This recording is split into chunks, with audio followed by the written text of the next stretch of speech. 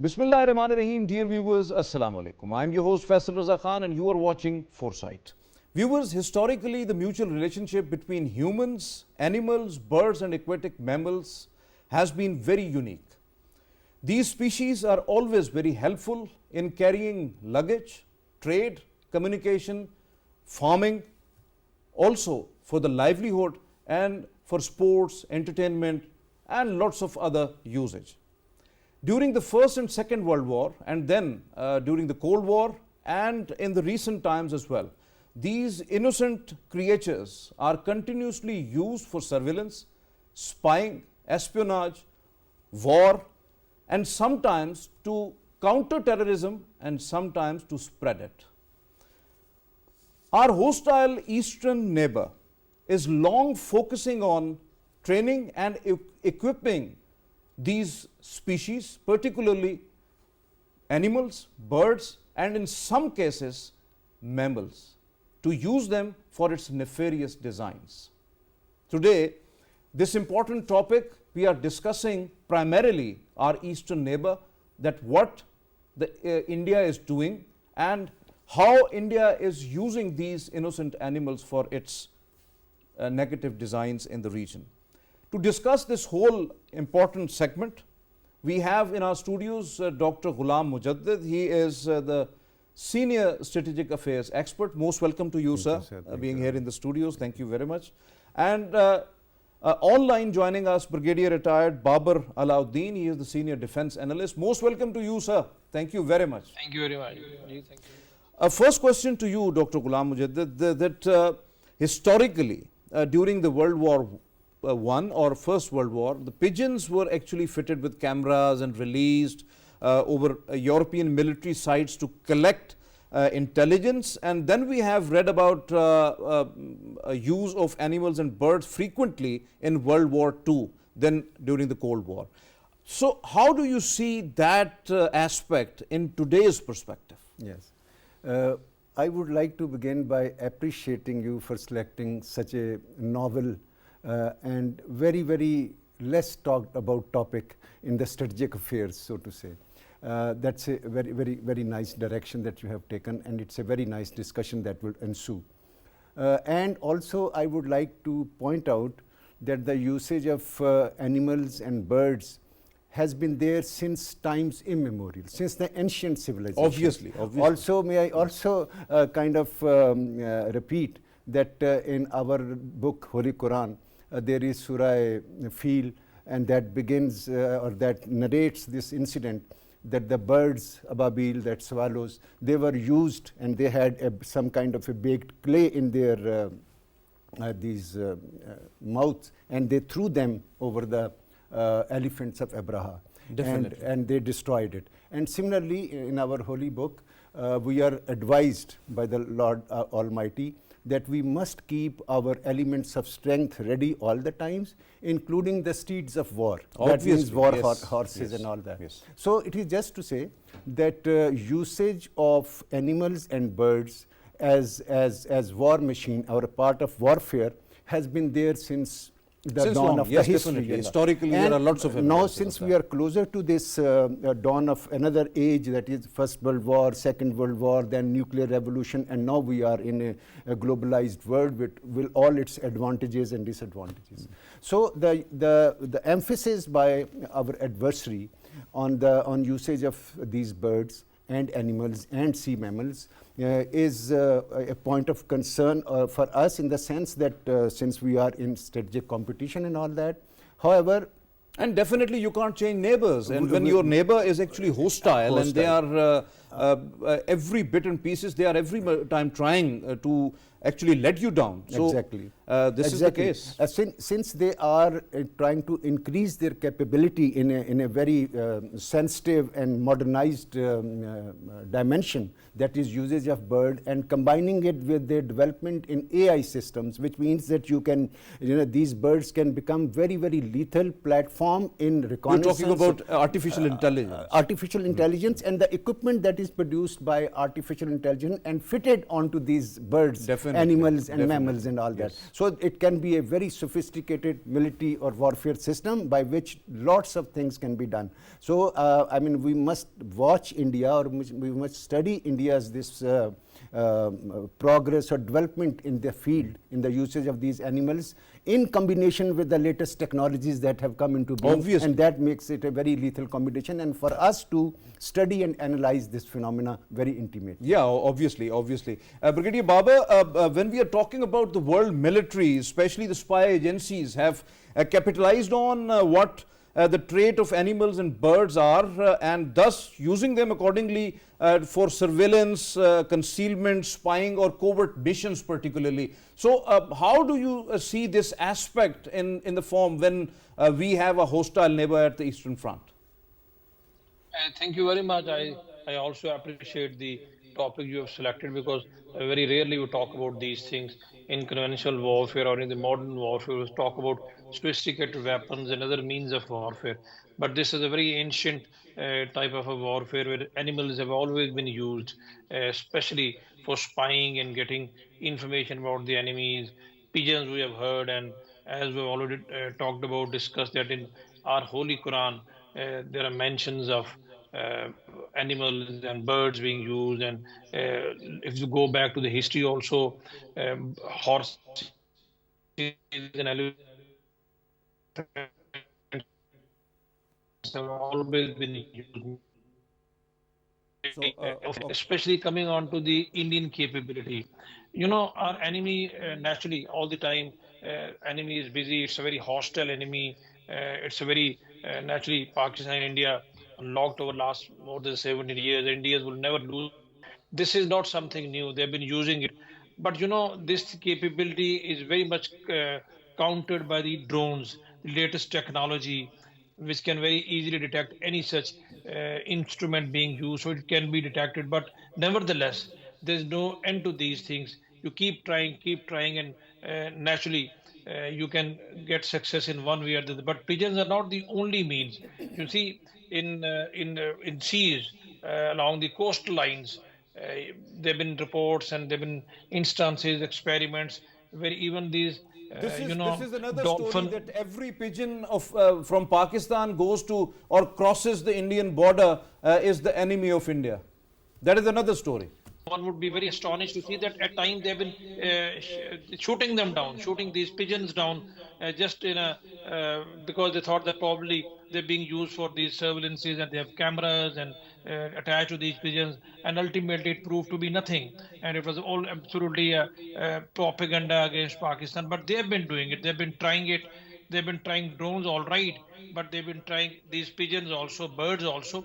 But as I was just talking about, that these things are there. There's no end. You know, dogs have been used with a very strong sniffing capability along the FDAs, along the line of communication, because naturally they detect mine, they detect IEDs, and likewise birds. I was just talking about these dolphins with sonar capability, going deep into the seas and detecting certain hostile enemy. You see Definitely, ships for definitely. that matter. Your point well taken, Brigadier Retired Baba. Thank you. Your point well taken. Dr. Mujaddid, when we are talking about enemy, enemy is always there to exploit any kind of situation, and they are much use the maximum advantage of any sort of loophole or gap. So how much we are prepared regarding the enemy's biological technological use? So how do you see it? I think every country is prepared for these unexpected and exceptional circumstances also. We believe that the international or the conscientiousness of India, our enemy would ultimately prevail, and these kind of biological and mechanical aspects will not be used by it, because once if they are used, it automatically calls for reciprocity from Pakistan. Obviously. Once that happens, then it is a very bad situation for the humanity as a whole. That is why we know that the chemical and biological and other weapons of mass destructions, they are banned. because they are threat to humanity. But as you said, enemy could be irrational. So what is the remedy? Remedy is that we and especially when we have enemy like India. And so what we need to do, we need to be very, very observant. We must use all our mechanical and manual means of intelligence, and we must keep a very close watch onto the development on Indian sides in these aspects. Definitely, you are absolutely right. Brigadier Babar, when we are talking about India's recent display, this is the second time that during Indo-Japan drills, Dharma Guardian, held recently in Rajasthan, close to the Pakistani border, showing its intention against us, against Pakistan. So how do you analyze this whole ambit in which they have used the technology? We are not surprised, as a matter of fact. I know, because I've been in those areas. Our troops and our people deployed there, and our intelligence agencies, using all means at their disposal.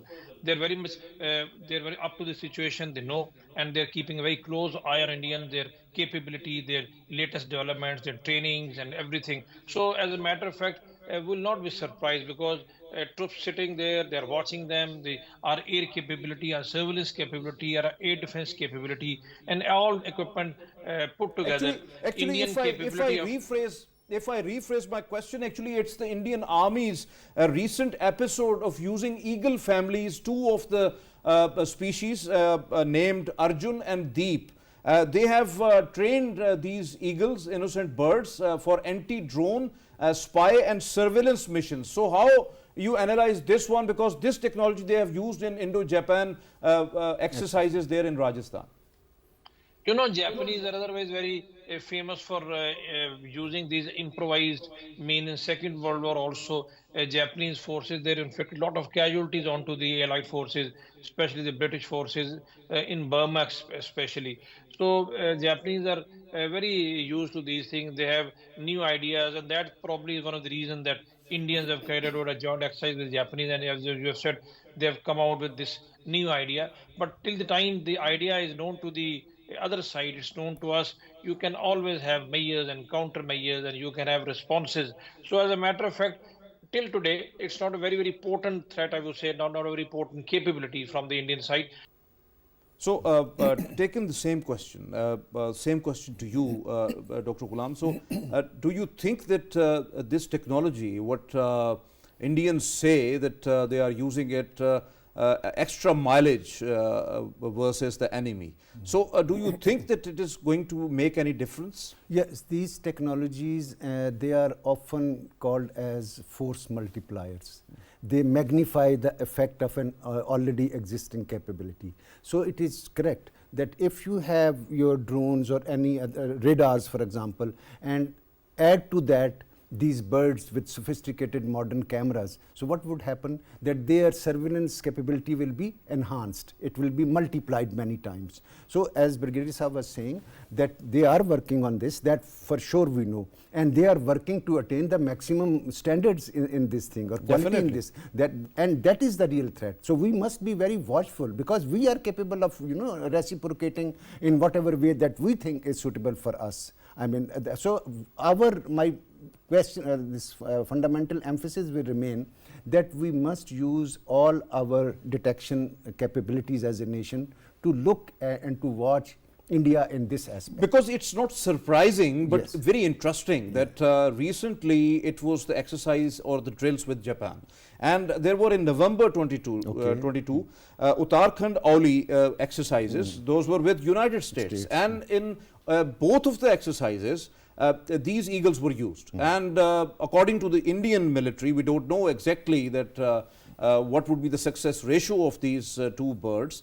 But they are saying that they are on target 100%, but they are saying it regarding quadcopters, not the UAVs or UCAVs at the high altitude. So again, they are detectable into the defense mechanisms. So how do you see it? Because they are with their allies actually, the new allies, United States and the West. Whenever we do exercises and joint exercises and demonstrate our capability, it is understood that the countries with whom a party is doing exercises already has those capabilities at their own side also. And these exercises therefore meet the objective of mutual kind of coordination in those particular areas.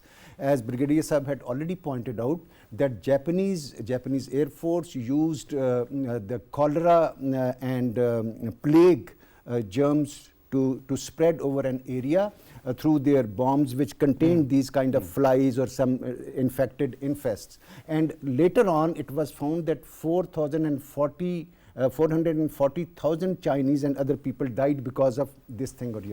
We know that Americans have had a very strong program. They still have a program of birds using for this thing. They can guide the weapons, the missiles. They are made to sit in the camera in this nose compartment of that missile, and they have the ability, or they are trained to steer the missile so that they can go and strike that target which the bird is seeing. So this already is there. So Indian capability and joint exercise is actually a validation and kind of an input. Okay, whatever the systems that Japanese and Americans have in this regard, are they, they are able to say, okay, they are good, you are going on the right line, or you, depending upon what the results are there of those exercises and their usage, India might then still improve them further, which is actually the main purpose of doing a joint exercise. Very well elaborated, very well elaborated. What's your analysis, sir, that India frequently use birds and animals, particularly against Pakistan when it comes to the monkeys at the line of control, the eagles in Pakistani airspace might be,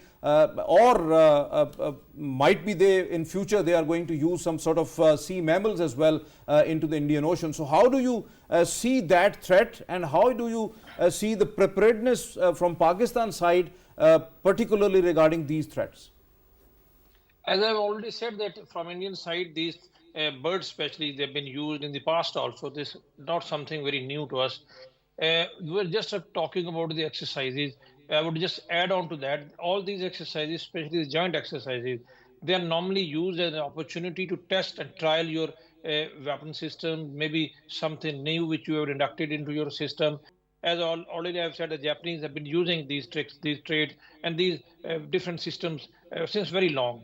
So coming on to your question, as far as Indian capability is concerned, we're very clear that Indians are trying to attain a capability, thereby they're reinforcing or increasing their intelligence system or the surveillance system, especially along the line of control in those areas, hilly terrains, Kashmir, and maybe in northern areas. So Pakistan is very much abreast of the situation. We're prepared for it, and there are certain developments on our side also, which naturally can't be discussed right away on this through this program.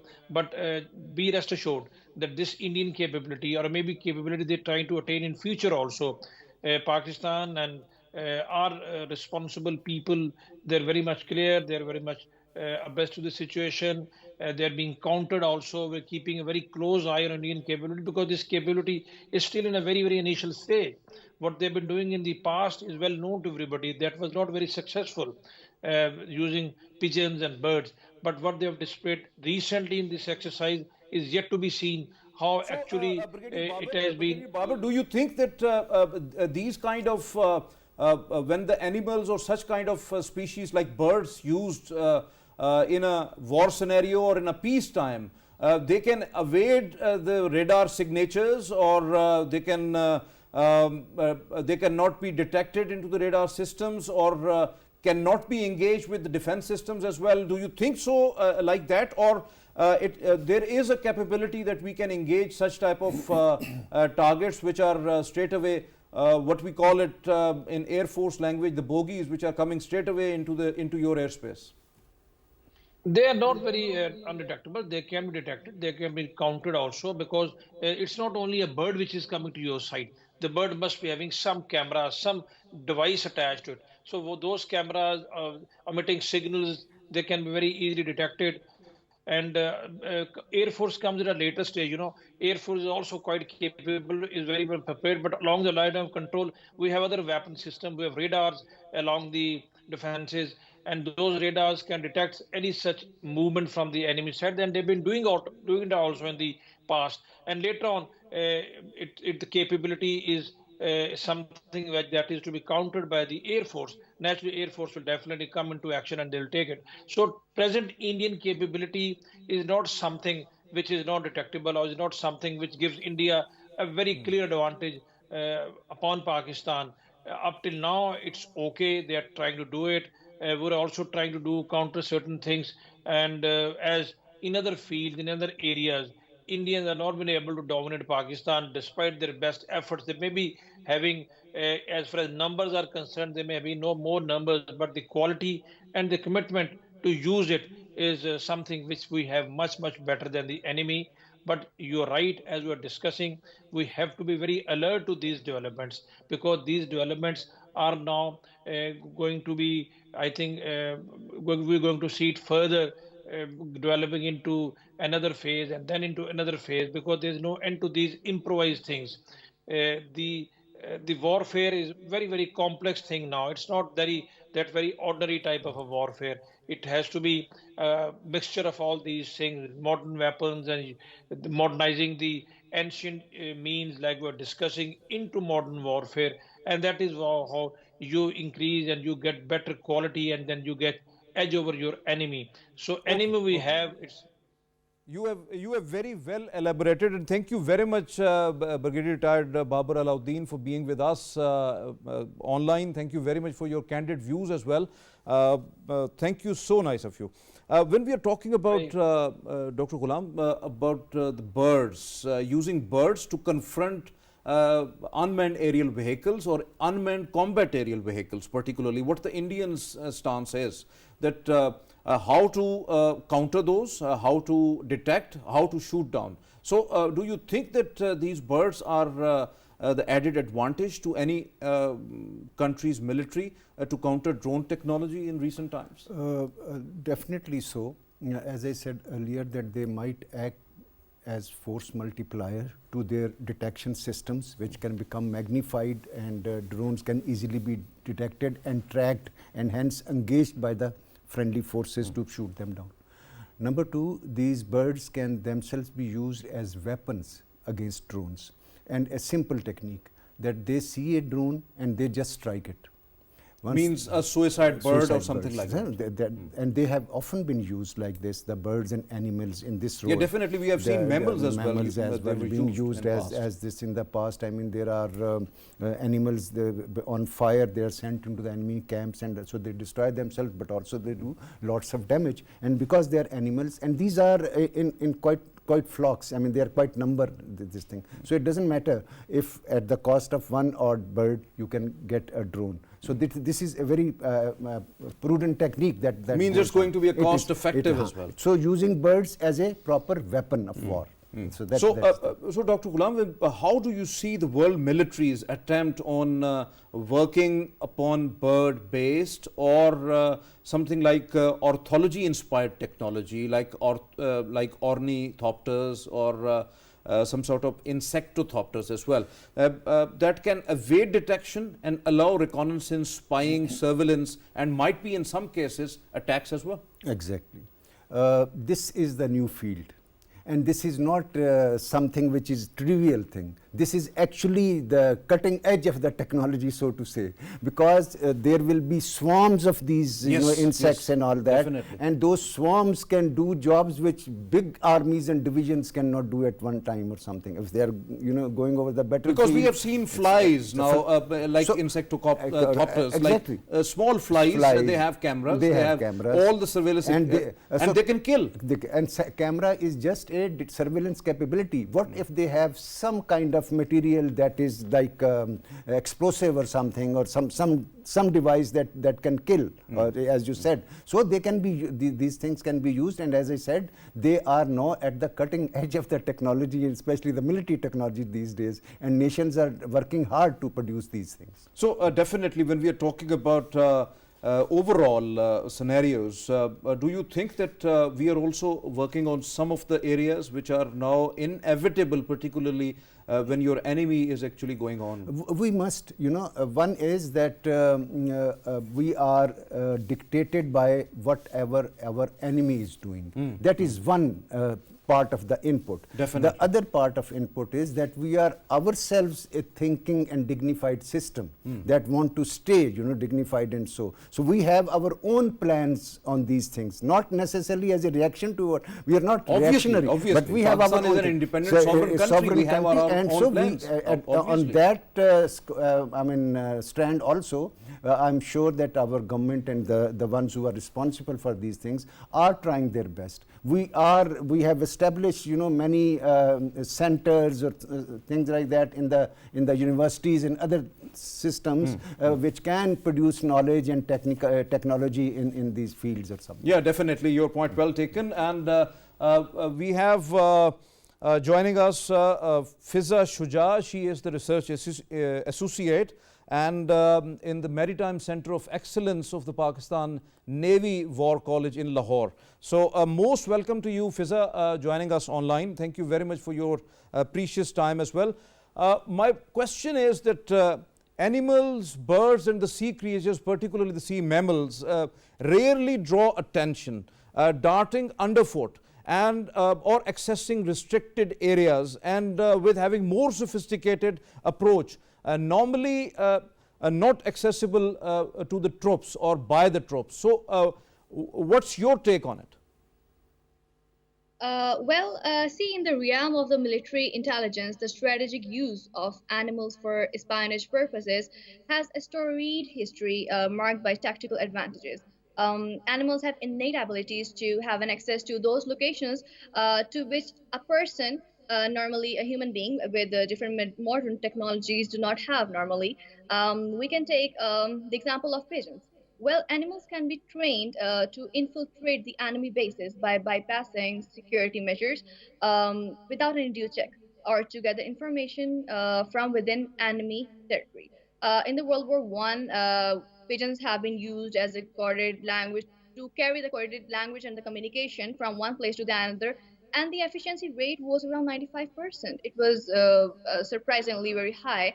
And the World War II pigeons were also used extensively with a high degree of success.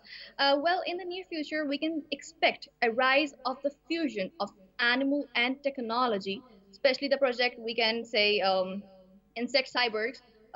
Equipped with cameras and sensors, will conduct covert surveillance, aiding in urban monitoring and search and rescue. Likewise, fish mimicry is in the pipeline into this kind of dilemma, and it will revolutionize the underwater exploration and marine research. The fusion promises innovative application across the diverse fields, but also it enhances the vulnerability of security points regarding different states. Thank you. So when we are talking about using animals and birds, even amphibious and sea creatures like dolphins, sea lions, seals, turtles, as war machines, what do you think that what kind of is it critical, ethical, or the legal framework? What actually it says, the international law says? Well, it is a very good question to yes. It is a very pertinent question to take into the consideration. In the Quran, Surah Al-Adiyat has already demonstrated the use of the horses and the significance of the horses. And even through the Quran, we have got the guidance like how to use the animals into the warfare situation. It is important to note that Islam primarily emphasizes the compassion and humane treatment of the animals. In the midst of the war, the unspoken bond between humans and animals carried the heavy burden. And here a question pops out whether or where the duty ends and how or where the compassion begins. Currently there is no dedicated legislation in place to regulate the use of animals in the warfare or as a military asset. And in general, we can say there is a convention that is the Geneva Convention of Additional Protocol, and here the article number 51 with para 2, which states that that animals as objects cannot be targeted except when they qualify as military objects. So the use of animals as a war machine is challenging undertaking, the particularly the balancing between ethical and moral obligations, and moreover it is very pertinent to strike But an when, equilibrium. when it comes to the eastern neighbor, particularly an unethical military which is there in the east, that is India, so that is using different tactics to malign Pakistan and to inflict pain. Do you think that when an animal, bird or a mammal, sea mammal itself is a suicider and used to spread some sort of violence or terrorism, do you think that there is a protection for that animal as well? Well, if we talk about the eastern front of Pakistan, Modi government has already employed all types of hideous means to stamp down adversaries, whether they are individual or else in the state capacity. If I'm not, talking in particular sense of Pakistan, but if we take the general example, in the recent cases, we have seen how the duo of Modi duo went to assassinate the individuals in Canada and United States. Another demonstration is the Indian backyard, where one of the world's largest prison in India, occupied Jammu Kashmir, there is a gross human rights violation. With the strategic backing of the West, the Modi government now feels very, emboldened and very strong to apply such tactics to use the animals and the birds for their military purposes, and especially for covert operations. It can become a likely Indian military new strategy. Your point well taken. Thank you. Dr. Ghulam, when we are talking about China and lots of other countries, they are working on ornithopters.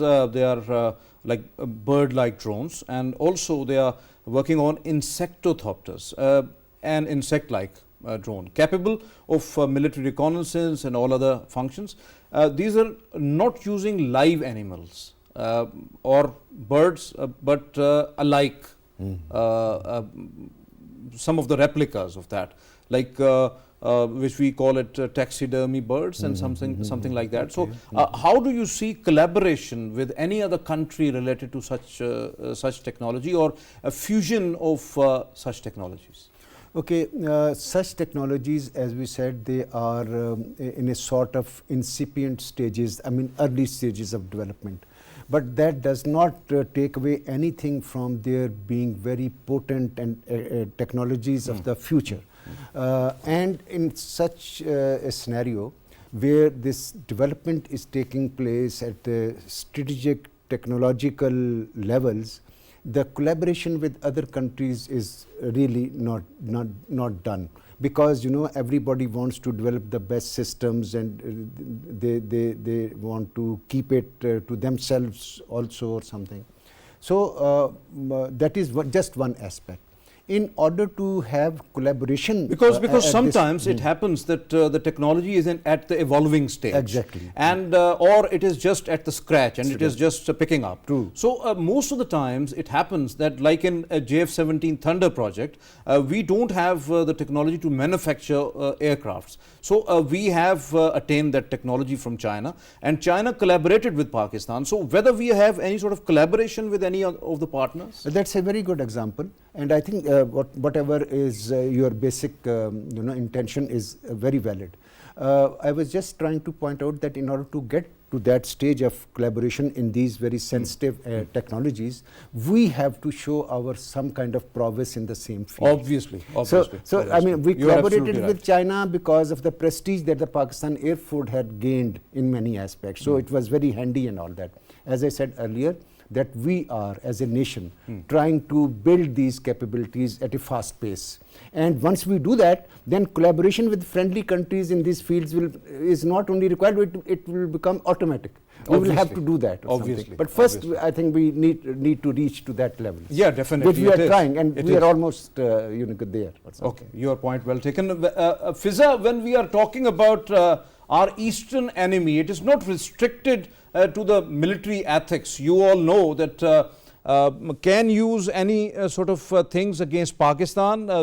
What's your take on Indian state-sponsored spying, surveillance, espionage or terrorism against Pakistan, especially on sensitive targets by using such animals, birds and sea creatures or mammals?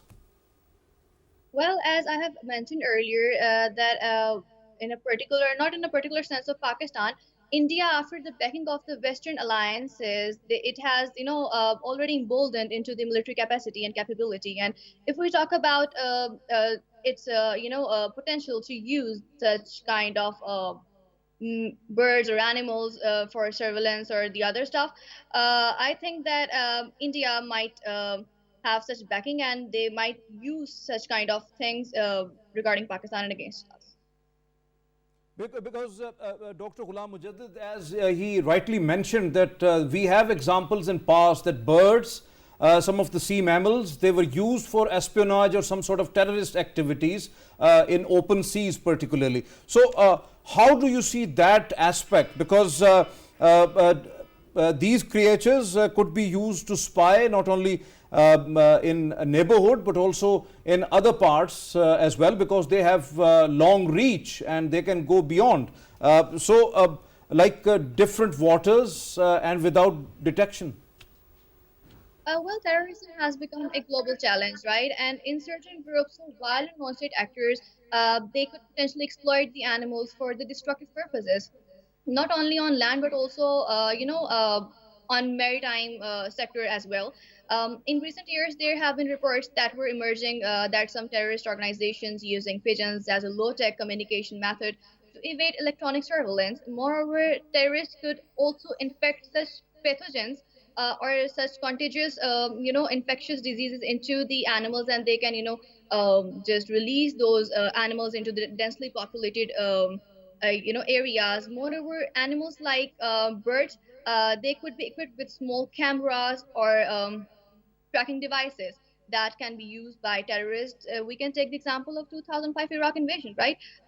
Not invasion, but Iraq attack in which the donkey was stripped with explosives and it was just released into the public area and law enforcement agencies where they were deployed.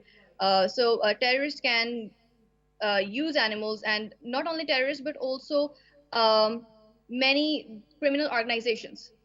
When we are talking about the sea creatures or the sea mammals, do you not think they are the potent threat not only for the surface fleets, for submarines, for merchant ships, and it is going to hamper trade in peacetime or in wartime as well? So enemy can use it beyond the borders or beyond the lines. Exactly, this is the point that animals or the birds can also be used for marine shipment or fleet and other things that are relevant to the navy, and not only navy but also merchandise. The primary thing is that the usage of the birds or the animals. For example, the America had trained dolphins to pick up the underwater submarines and to send signals back to the main headquarters. And Yeah, after definitely. an Till 2015, US Navy has 85 well-trained dolphins and 50 sea lions in its San Diego facility.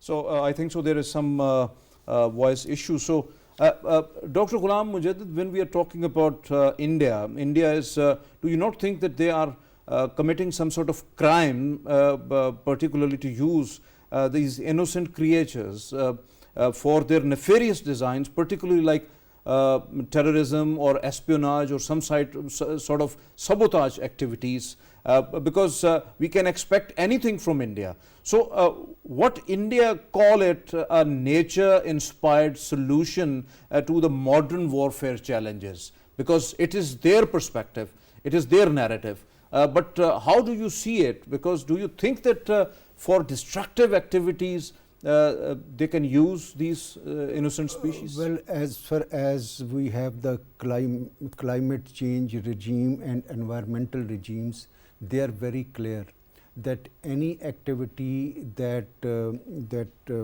fiddles with natural ecosystems. For example, if it causes harms to dolphins and sea lions, and that is prohibited, that is illegal. There are international conventions on that. And if they spoil or degrade the sea environments and disturb the balance that is caused by these animals and their surroundings capabilities, it is illegal. Second thing we should know is that, well, India can sound very high, morally while developing these technologies, but one thing is clear, that if these capabilities are used beyond Indian territorial borders in the international system, it is, then you know what can happen. It is initiation of war against all other countries that are using. Definitely, because my next question is related to that. Yeah. Thank you very much for your presence, Fizzah. Thank you very much for your precious time.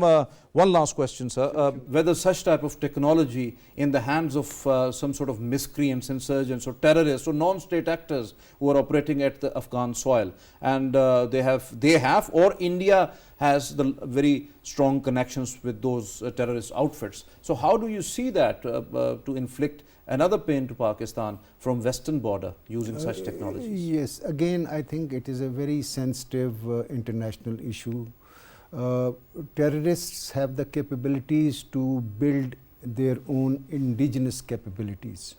They are very bright. They improvise. They improvise. They have collected their participants from all over the world, and they use advanced communication technology and all that, and advanced war technology also. In Sri Lanka, these Tamil Tigers were able to have a very potent navy, as some sort of an air force, and all improvised and made at this thing. Because supporting terrorist groups by any country is the biggest international crime that that country can commit. It is just not accepted by anyone in the international system. I hope that in this enormous kind of feeling of enmity against Pakistan, India does not share these things with anybody outside India or something, with any organization. Well, I only hope so. If it does, it will be an international upheaval, and Pakistan then would reserve the right to respond in kind or type or whatever it can do, it will do. It is not acceptable to us or to any country. Very well elaborated. Thank you very much. Very candid views. Thank you very much for your presence in the studios, Dr. Ghulam Mujaddid. Viewers, as you have just listened to our panelists, and this is very much clear that Pakistan is facing lots of threats from its borders, particularly from the Eastern Front. Our armed forces are very vigilant, extremely vigilant, and regarding only any kind of threats from any side of the borders. But when such type of threats are coupled with different sort of technologies, like birds, animals and sea mammals are attached with some sort of technologies, some sort of fusion of technologies, it is going to be an extra threat to the sovereignty and integrity of any country, particularly Pakistan. And in that sense, we also hope that India must have to behave responsibly, and Pakistan desires peace to every country, including India, but this is basically taken as granted by India. This is unfortunate. Otherwise, Pakistan is fully capable of defending its territory, every inch of its territory, and no doubt that Pakistani armed forces are very much capable of that. Means we have to remain extra vigilant and cautious. Not only the armed forces of Pakistan, but as a nation we have to be united, and we have to be very cautious related to such threats. This is today's Foresight. It's time to sign off. Allah Hafiz.